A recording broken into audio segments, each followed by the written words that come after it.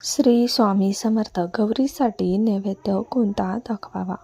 गणेशोत्सव दरम्यान ज्येष्ठ गौरीचे आगमन होते. अखंड सौभाग्य प्राप्त व्हावे यासाठी भाद्रपद महिन्यात शुद्ध पक्षात गौरीचे पूजन करण्यात येते.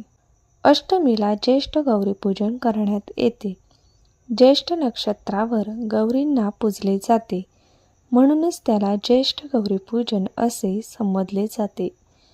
या व्रतामध्ये 3 मुख्य भाग म्हणजे ज्येष्ठ गौरी आवाहन, ज्येष्ठ गौरी पूजन आणि ज्येष्ठ गौरी विसर्जन. हा सण माहेरवाशिणीचा असल्यामुळे तिच्या आवडीचे पदार्थ करण्यात येतात. गौरी आवाहनाच्या दिवशी गौरीला भाजी आणि भाकरीचा नैवेद्य दाखवण्यात येतो. गवार, भोपळ्याची भाजी अथवा पालेभाजी करण्यात येते. ज्येष्ठ नक्षत्रावर गौरीला महानैवेद्य दाखवण्यात येतो.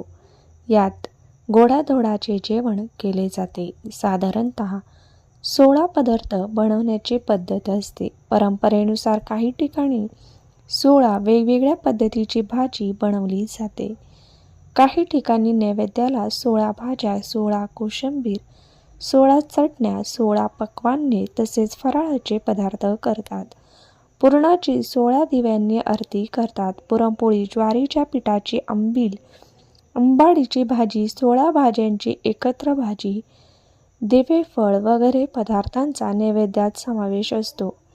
तर काही ठिकाणी 5 प्रकारच्या कोशिंबीर तसेच गोडाचे पंचपक्वान्न, ज्यामध्ये शेवयाची खीर, गव्हाची खीर, पुरण, लाडू, काकडीचे गोड पातोळे यांचा समावेश असतो.